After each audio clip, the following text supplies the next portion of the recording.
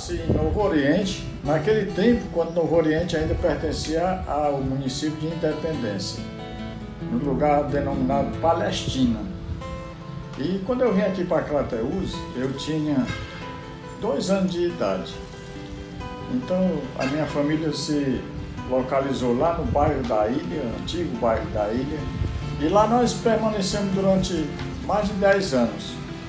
Meu pai era comerciante de cereais secos e molhados,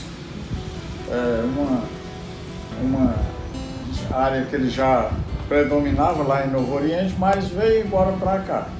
E aqui ele progrediu bastante no comércio de cereais, compra e venda de milho, feijão, oiticica, mamona, algodão, secos e molhados. E nós ficamos lá no bairro da Ilha, bem distante. O papai se estabeleceu ali na rua Dom Pedro II, que está bem distante da nossa morada. E quando eu cheguei na ilha, eu ainda não me entendia como gente, porque eu tinha 2 anos de idade só. Quando eu me entendi no mundo, eu costumeiramente atravessava essa ponte ferroviária e eu achava deslumbrante aquela arquitetura, viu?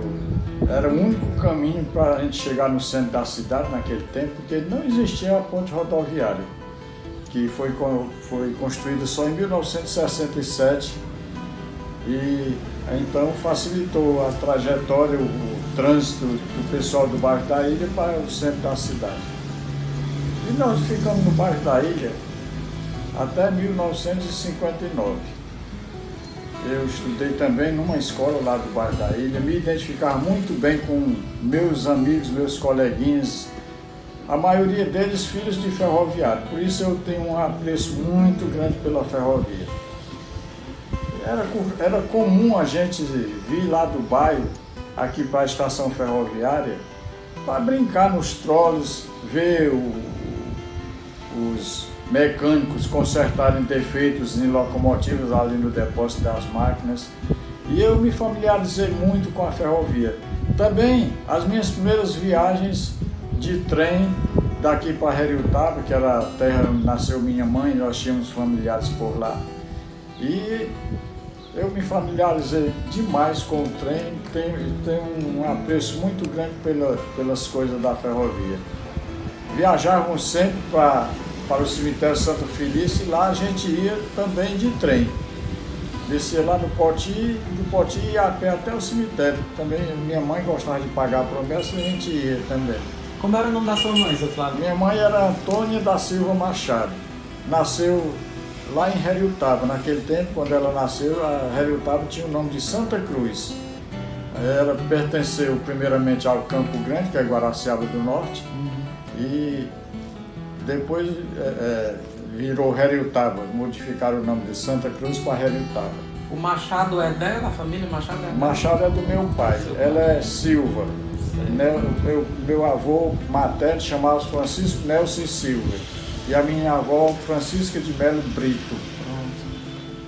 Seu Flávio, na entrevista do padre Geraldinho, ele cita o senhor dando a entender não, ele afirma que houve um mesmo encontro com o Dom José do Pinambá da Frota de Sobral. Então o senhor também foi seminarista, exatamente. Não é isso? Quando eu saí daqui, em 1958, eu fiz o exame de admissão para o Seminário Diocesano de Sobral. Naquele tempo, o seminário era um educandário de referência, a melhor escola do Ceará. E eu fui para lá, tirei o 3º lugar no exame de admissão, estudava no externato Nossa Senhora de Fátima. E eu não tinha terminado ainda o curso primário quando fui fazer este exame de admissão. Mas me saí muito bem. Tanto é que a dona Delide, que era a minha professora, quando veio o resultado do exame, ela se rejubilou muito, porque achou que a escola dela estava realmente atingindo os objetivos, que os alunos dela estavam realmente aprendendo, porque o exame de admissão não era fácil para o Seminário de Sobral.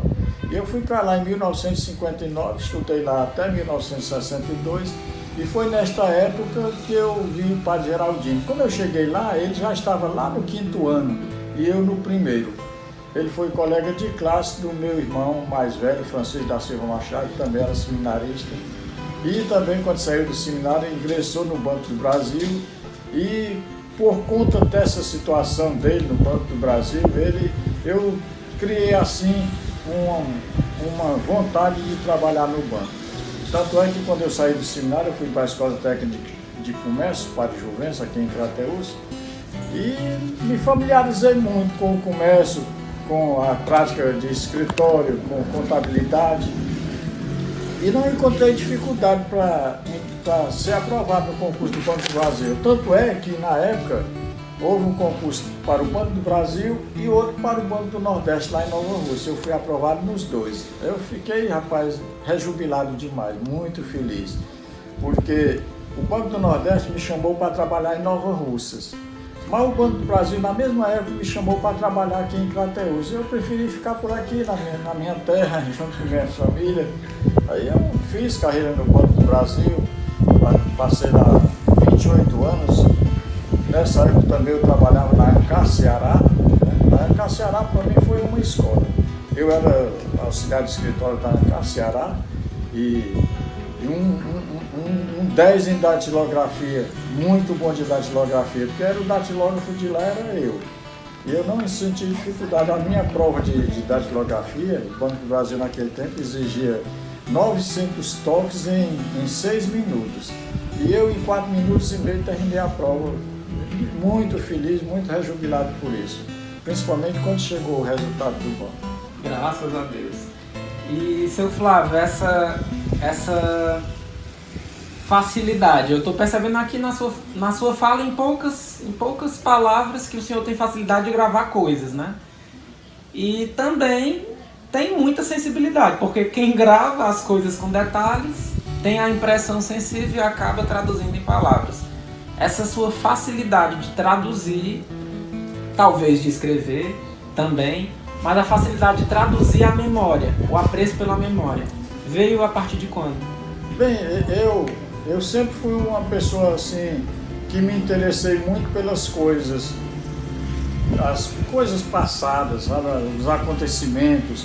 Quando eu era pequeno, eu ia lá para o mercado público acompanhando meu pai por ocasião das compras. Naquele tempo, diariamente, a gente tinha que fazer as compras do dia, porque não tinha geladeira e a gente ia para comprar a carne, comprar a fruta, o arroz, o feijão. Todo dia a gente fazia esse trajeto para o mercado público, o mercado da carne. E eu sempre fui assim, muito ativo e interessado em saber das coisas, sabe?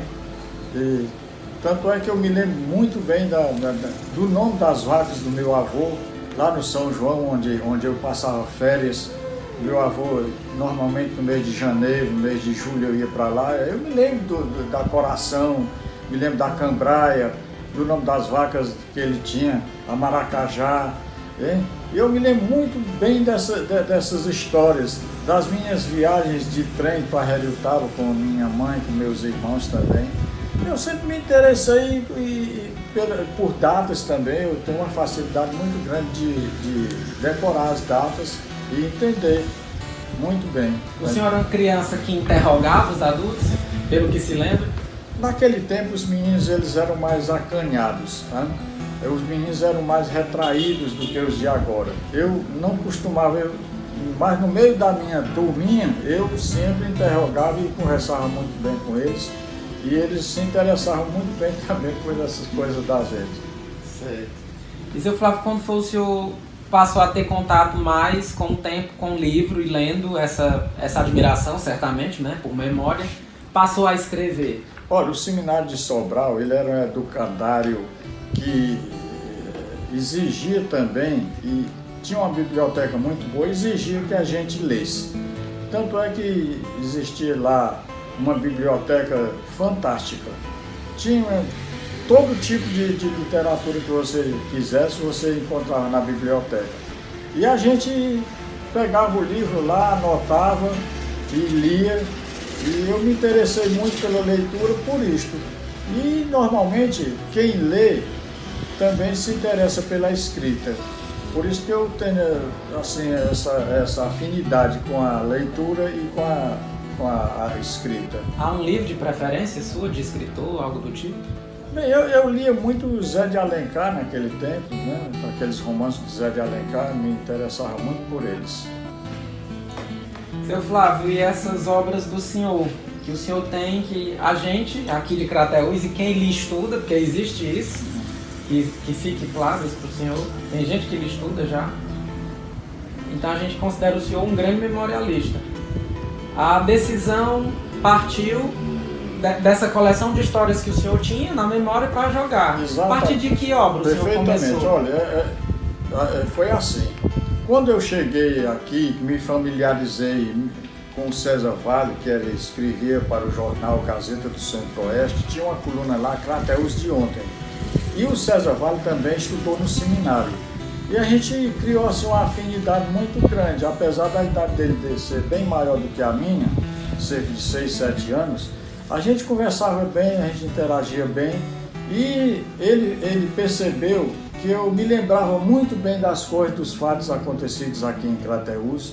E aí ele disse: rapaz, eu estou precisando da sua ajuda para escrever uma coluna no jornal Gazeta do Centro-Oeste, a coluna Crateús de Ontem. E eu comecei a escrever. A partir de 2006 ele me deu essa coluna e eu fiquei com ela até quando o jornal se extinguiu, em 1920. Viu? Aí eu fiquei... E com essas crônicas que eu escrevia para o jornal, muita gente retribuía assim, através de mensagens para o jornal, que gostou da matéria tal e tal. E eu selecionei muitas dessas crônicas e escrevi o meu primeiro livro, Crateús, Lembranças que Aquecem o Coração. Eram sempre matérias referentes à vida de Crateús do passado, né? Por isso eu escrevi o primeiro livro, depois escrevi o segundo. Eu já tenho 4 livros editados e tenho um no computador para editar. Mas por isso aí eu me interessei mais por isso. Por escrever as minhas obras, eu devo também ao incentivo do jornal que me deu a oportunidade para isso. Certo. Eu tenho um autor de preferência que escreve um livro chamado de Histórias Secretas de Paris, né? E ele tem a fala que nem a do senhor. Andrew Russell, o nome dele. Ele vai falar da história do cotidiano, como o senhor fala, mas é como se ele estivesse conversando aqui com a gente, que é isso que a gente sente quando lê os seus textos. Eu tenho alguns exemplares do jornal, com as suas colunas, tenho o primeiro livro e o segundo. E sinto isso, que é como se o senhor estivesse aqui sentado, conversando com a gente. Aí essa pergunta: existe um escritor que lhe incentivou a escrever dessa forma, ou o senhor saiu naturalmente? Não, naturalmente, isso aí foi naturalmente, viu? Eu li muito Jorge Amado também, li Zé de Alencar, li outras, Euclides da Cunha, viu? E você vê que o Euclides da Cunha, eles se familiarizam muito com os sertões, né? Com aquelas coisas. Então eu sou fã desses escritores. Só fera! Seu Flávio, e dessas histórias que o senhor conta nesses livros, em cunho de textos curtos, às vezes também textos mais densos, contando episódios e datas marcantes. O senhor tem preferência de alguns episódios? Se pudesse contar 3 pra gente. Assim, olha, uns episódios, por exemplo, eu escrevi sobre o Banco do Brasil, né? Inclusive num dos meus livros fala muito sobre a história do Banco do Brasil. Eu me lembro o Banco do Brasil quando chegou aqui em 1943, no dia 24 de maio. Por sinal, agora no dia 24 de maio completou 80 anos de atividade nesta região. E eu me lembro muito bem do Banco do Brasil e tinha lá um parente nosso, Benedito Fernandes Portela, que chegou até a ser gerente também aqui, depois foi embora para o Maranhão. E eu me inspiro muito nessas coisas. Além do meu irmão ter ingressado no Banco do Brasil em 1962 e que me impeliu também, me incentivou também a seguir a carreira bancária, este meu parente também. O Banco do Brasil é uma das instituições financeiras mais conceituadas no país, já foi a autoridade monetária deste país até a reforma de 1965. Então, o Banco do Brasil é uma das referências a que eu me reporto sempre quando eu falo, e tenho uma paixão muito grande pelo Banco do Brasil. Me acolheu durante 28 anos lá, eu passei por lá. Faço parte da história do Banco do Brasil aqui em Crateús, nas agências onde eu fui gerente lá em Tamboril, Novo Oriente. E eu saí do banco e resolvi me aposentar, porque eu fui transferido, permutado com o gerente de Parambu, e eu achava que era longe demais, e eu sou muito bairrista por Crateús, gosto muito daqui, e eu achava que era muito distante, aí resolvi me aposentar. Tinha tempo de aposentadoria, por isso que eu resolvi me aposentar, assim, talvez com um ano antes de completar o tempo. Mas eu já tinha tempo de serviço para isso, porque na Ancar Ceará eu já tinha carteira assinada, e só 2 instituições assinaram a minha carteira, que foi a Ancar Ceará e o Banco do Brasil. Além de familiares, o senhor é mesmo apaixonado por Crateús, né? Sou muito apaixonado e não por nega, Crateús, né? Não nego, não. Eu fui transferido uma vez para Paracuru, longe demais também. Eu ia ser chefe de um posto de serviço lá em Paracuru. Se eu tivesse ido, eu teria sido gerente de lá, porque quando eu desisti, logo o posto foi transformado em agência. Depois fui transferido para Araripe, também no Ceará, e eu nunca quis me ausentar muito de Crateús. Até porque eu tinha propriedade aqui, sempre me familiarizei com o meio rural. Eu tinha propriedade e gosto muito dos animais, gosto muito da natureza, do mato, e também isso aí me impedia de sair daqui. Tamboril, Novo Oriente, eu podia estar aqui todos os finais de semana se quisesse. Pois muito bem. O senhor podia contar aquele episódio que se refere à prisão da Santa? Ah, sim. Em 1953, no dia 10 de novembro de 1953, a Nossa Senhora de Fátima, ela fazia uma visita às paróquias da Diocese de Sobral. E a Crateús recebeu a Santa no dia 10 de novembro de 1953. O padre José Palhano de Saboia, ele era o coordenador das visitas da Santa nas paróquias da Diocese de Sobral. E a Santa chegou nesse mesmo dia em Ipueiras, no dia 10 de novembro. Devia chegar a Crateús por volta de 12 horas. Mas estranha-se até hoje, o padre Geraldinho tem umas histórias lá que diz que foi um atraso proposital, mas atrasou bastante a vinda da Santa para cá. E o pessoal que esperava no campo de aviação Menezes Pimentel, que era ali perto do Campo Velho, pessoal esperando a Santa desde 12 horas do dia, que era para ter chegado, não chegava, só chegou por aqui por volta de 3 horas da tarde. Uma multidão muito grande já estava em Crateús, gente das cidades vizinhas, de todo o interior de Crateús, a pé, a cavalo, de bicicleta, vieram. Esse pessoal veio para ver a Santa.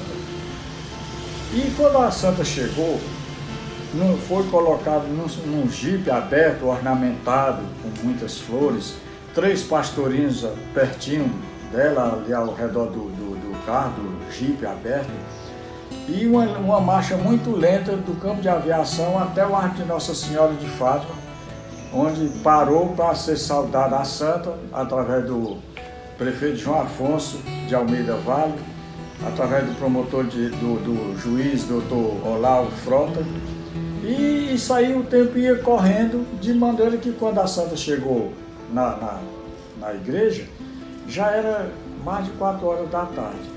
E o padre Palhano entendeu de sair logo, a Santa durar pouco tempo, porque já estava com mais de 1 hora aqui. E o povo não deixou a Santa sair. O povo se revoltou e não deixou a Santa sair de jeito nenhum. O doutor Olavo Frota também aderiu ao que o povo queria. O delegado de polícia também. O padre Bonfim também, que era o vigário daqui. De forma que, enquanto eles teimavam com o padre Palhano querendo, porque queria levar a Santa logo, enquanto eles conversavam, o padre Palhano disse: olha, pai, vocês estão prendendo a Santa. e eu vou denunciar a paróquia de Crateús que está prendendo a santa aqui. Não querem deixar a santa sair, estão prendendo a santa.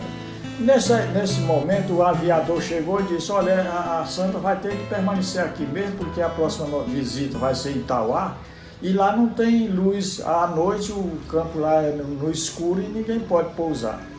Por isso a santa ficou até o dia seguinte. E o padre Palhano, nessa teima, ele disse, olha, vocês vão ver como eu vou fechar esta igreja aqui. E na verdade, depois que a santa foi embora, uns 4 dias depois chegou uma ordem episcopal do Dom José Tupinambá da Frota, mandando fechar a igreja de Crateús, da paróquia Senhor do Bonfim, e que levasse as hóstias consagradas para a paróquia mais próxima. E então o padre Bonfim, muito constrangido, num jipe, ao lado da irmã dele, a dona Laide, que é a mãe do doutor Zé Maria Bonfim, que também é nosso confrade aqui da academia, eu num jipe guiado pelo senhor Manuel Ramos, era um senhor que trabalhava aqui, era topógrafo, ele foi dirigindo o jipe até Nova Russas. O padre Leitão, que também tem laços com Crateús, ficou também muito constrangido, recebeu as hóstias, se solidarizou com o padre Bonfim. O padre Bonfim, quase chorando, entregou as hóstias consagradas. E a igreja ficou aí fechada durante alguns dias. E interessante é que no dia seguinte, que a santa foi embora, sobrevoou aqui um avião jogando panfletos dizendo Crateús é a cidade que prendeu a santa. E isto aí repercutiu muito mal, porque as rádios, a imprensa, os jornais, todos eles divulgaram que Crateús tinha prendido a santa. E nós, quando eu estudava no seminário de Sobral, os sobralenses lá, eles tinham uma raiva danada do pessoal do interior e nós também tínhamos raiva dele. E qualquer tema que a gente tinha com eles jogavam isso na frente da gente. Ora, você é capaz de tudo, prender até a santa. Ainda ficou isso, hein? Foi. E quem resolveu a questão da reabertura da igreja? Bem, aí depois o bispo, depois de alguns dias, o bispo mandou reabrir a igreja e funcionar normalmente. Pouco mais tarde nós passamos a ter um bispo local, né? Uns anos depois. Isso foi em 53 e em 1964 foi instalada a Diocese de Crateús. No dia 9 de agosto de 1964, Dom Fragoso instalou a nossa diocese. No ano da ditadura. Foi, exatamente. Foi em março a ditadura e a diocese foi instalada em agosto. Graças a Deus tivemos um diocese. O senhor tem outro episódio dessa forma para contar, que está dentro dos livros? Eu tenho diversas histórias. Inácio era coadjuntor do padre Francisco Ferreira Santiago. E o padre Francisco Ferreira Santiago tinha um poder muito grande. E os adeptos, os correligionários do padre Santiago, quando sentiram falta do padre Inácio aqui, que o padre Inácio ele foi para Paraíba, porque tinha sido nomeado para cá o doutor Isidro, vinha para ser o juiz daqui. E tinham dito, eles tinham aberto um processo contra o padre Inácio, alegando que ele era um dos corresponsáveis pelo assassinato que o irmão dele fez lá em Independência, matou lá em Independência. O delegado de polícia. E eles entenderam que o padre Inácio era o autor intelectual disso. E o padre Inácio, quando ganhou a eleição, ele foi para Paraíba para se encontrar com o juiz e dizer que não tinha nada a ver com isso aí, não. Ele queria assumir a prefeitura. E ele saiu daqui com o irmão dele e um vaqueiro também, e uma criança de 12 anos. Chegaram lá pertinho de Souza, na Paraíba, num lugar chamado Pedregulho, e o pessoal daqui, quando soube que ele estava ausente da cidade, naquele tempo tinha o pessoal dos rastreadores, né? Saíram rastreando os passos do padre, ele a cavalo, com os companheiros dele, andando devagar, porque ele não sabia que estava sendo perseguido. E 25 homens daqui saíram para pegar o padre Inácio. Quando chegaram lá pertinho de Souza, na Paraíba, ele tinha comido uma carne assada com com farinha, rapadura, estava descansando debaixo de um pé de ouriço quando o grupo chegou. E eles fizeram miséria com o padre, trucidaram mesmo, viu? Torturaram, arrancaram inclusive com a ponta de um punhal, eles arrancaram a tonsura do padre e fizeram com que ele engolisse a tonsura.